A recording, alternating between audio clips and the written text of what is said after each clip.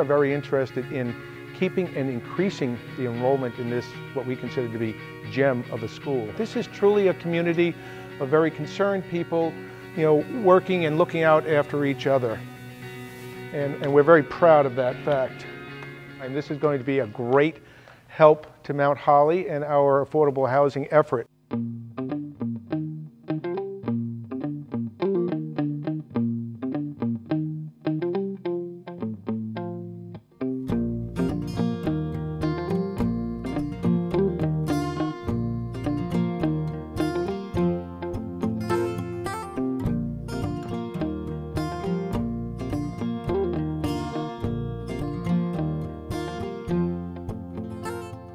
I'm Annette Lynch, and these all started back in about 2003 when the town of Mount Holly had a long planning process trying to figure out what its future was.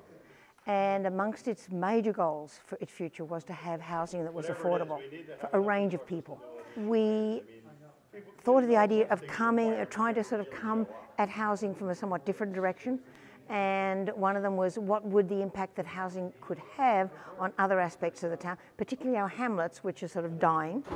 And also we all knew that housing was a big problem for the school because the school was losing 6, 7 kids a year because their families couldn't afford housing. We were fortunate to get a state grant which allowed us to hire the Vermont Design Institute. And from there we developed an idea that let's take a look at a couple or 3 sites around town and see what ideas we could come up with. And we got together for about a 4-hour period where we visited the sites that we were interested in, and then we spent a good period of time trying to brainstorm, come up with ideas to at least give us a basis from which we could work and possibly present these ideas to the folks in town.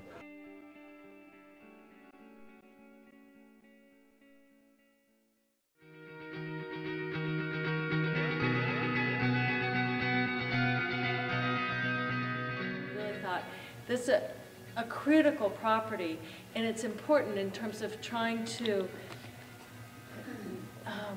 redefine 103 so that you actually knew that there was an identity and that this was the corner intersection and the key intersection. In order to have affordable housing and have young people want to stay here, they need kind of a reason to be here. I think what kind of started to emerge was an idea that this property could be a sort of a multiple use type area, including an affordable housing component, kind of including an educational component, including sort of this, you know, this whole reskilling movement that's going on. From what we understand, the middle school and the high school are located outside of Mount Holly. Well, would there be some way to have some programmatic activities happening on this property that could bring some of those students back into town, whether full-time or part-time, or just sort of a, you know, rethinking kind of how the middle school and high school model works and re-engaging those young folks in town so that they have more of a connection to town. One idea was a sort of added value kitchen or processing facility where, let's say you make jam or muffins or whatever, you maybe spend 1 day a month there using the kind of industrial scale food processing facilities, and everyone kind of has a stake in that who's using it. Another idea we had was that it could have some sort of farm stand or, you know, showroom for whatever's going on there. Another idea was to look at, as in most of Vermont, this real kind of emergence of growing our own food and food systems. A model that we kind of thought of was the Intervale in Burlington. Everything is sort of there for the young farmers to come in and kind of try their hand at farming, get established, and then, you know, potentially move to their own land. There's also some water issues, so if a farm pond were created, that might help the farm fields a little bit. So it might be part of a permaculture process of how do you reclaim wetlands and make them both functional as well as do their water treatment things. And then instead of having the farmhouse and the barn as either the farm stand or the visitor center or whatever, we kind of thought maybe it should be down here because there's a lot of space there and it's easy to come off the road there as opposed to at the height of the land. And then it gets that public access maybe off of the core residential access. And then as we walked in, then this is the barn, this is an existing house, this is a new little structure over here, and then this was new housing up here. We want to connect those parcels back together again at some level. Whether the lines stay or not doesn't matter, but we want the functions to interact. On the existing Dunwoody farmhouse, what we talked about doing was reusing the existing building and adding a kind of circulation connector to an additional building. In the existing house, the first floor would basically function as communal living space, retaining the existing layout, generally living room, dining room, kitchen, that would be shared by 3 bedrooms upstairs, which are basically where 3 existing bedrooms are now, and 1 shared bathroom. And that is the idea of, you know, a younger, more flexible, maybe artisan residence or something that is feeding into the other uses that would be developed on the site. And then on the undeveloped site, which is further up the hill on Hortonville Road, we developed this sort of staggered, connected, single-family housing plan. It would have solar panels on the south-facing side, porches that connect to try to retain some sense of community within the people the families who are living here, but still some privacy, so you don't feel like you're in this big apartment building. If you can slow down traffic by means of, say, some sort of passive interference, such as building buildings closer to the road, or putting trees close to the road, or when you build things up close to the road, and you address the road and you face the road, you oftentimes will cause people to slow down. We talked a little bit about, could this be a place for sort of a community investment type of system where, and this has happened in a lot of other Vermont communities, where community members get together, in a sense, form a sort of like an investment corporation and say, we'll take this on collectively and work through the development of it and, you know, treat it as a, you know, as a kind of a local real estate investment project, so that people, whether you invest, you know, $20,000 or $10 in it, you have this sort of stake in the ownership of it.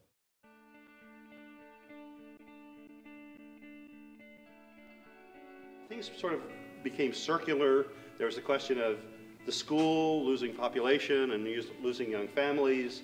There's a significant thought that young families are leaving because of lack of affordable housing. Part of that is just the plain cost of housing. Another piece of it, though, is the tax situation here in Mount Holly, which was represented as being quite serious.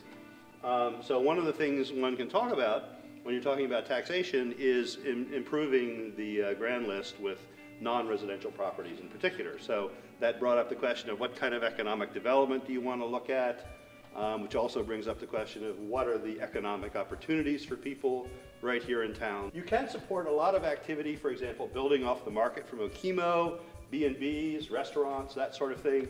They can all be supported, and Belmont can begin to expand its role some. But this is the place where you really have the opportunity, and it does, in addition to really building off your existing civic center, it does something that people have said is really important, and that is to begin linking the north and south sides of town. This is the one that will link the north and south sides of town. None of the others will actually do that. And once we started talking about the school again, we realized what a real resource you have here. There were a lot of thoughts about things that could be done with the school. One thought was to add a couple of grades, so to add 7 and 8 in this building. But another one, and this is the one that began to, I think this was the real dangerous one, because we began to think that, well, gee, you know, there are these senior issues and young family issues, and what if the school was actually beginning to play a part in the life of the community besides just educating a bunch of young kids and, you know, things like senior health resources here, adult education, other community activities. We realized you have your whole civic center going on right here, and then we did something really dumb, which was to walk around and see what an incredible land resource you have right here. So it really begins to look like you can support a real town center right here. You could support many, many units of housing. And some of those buildings could begin to convert to actual commercial uses, which some people were saying, what we need is a pub. And I think that's a great idea. I mean, it really is a great place for people to get together. And some of the infrastructure opportunities that spring from that are, if you actually start to concentrate that development, you can invest in a municipal water system or municipal sewer system here. And we did look at all these yellow patches are septic, soil suitable for septic. So, you know, there is a patch right next to our star here in Mount Holly. It may be that the commercial development happens along 103, and there's already what used to be the general store. That's, I don't know if it's underutilized or not used right now. And then maybe up here between the town hall and the school, you can recreate some sort of village green. So you actually have a town center, and you could even develop another access off 103 because the crossroads there is a little bit tricky. There was a strong sense that we could even use this project as a means to sort of introduce people and begin to break down some of the, for want of a better term, prejudices against wind towers, and the sense that a wind tower is an ugly thing in a landscape as opposed to a supportive thing in a landscape, possibly by using smaller scale stuff, at least initially. The goal being to try to bring Mount Holly almost as an exemplar to effectively sort of a zero net neutrality, net carbon neutrality. This is some of the most valuable property. It's right in the civic center of the town. It's right off of Route 103. It's linked to the transportation system. And it's got septic capability, which almost no other place has. So I would highly recommend that you think about that. So we kind of walked out, looked the site over, and it's got some beautiful features in it. It's just really a nice site under the house that Bradley wrote, a community within a community. And so I was kind of thinking of this as a mixed use of this property that may have elderly housing, that may have family housing, things like that. This particular site has one of those magic things in Mount Holly. It's called septic. Okay, so we can actually put in a few more bedrooms than it currently has. So looking at the configuration of the house, we said, first off, we could possibly quickly turn it into a senior facility. And with the capabilities of the additional septic, we could actually set up some separate structures for seniors who wanted to be alone, but as they got older, and maybe fell off roofs like I do, they move into the main building where they might get a little bit more help and aid.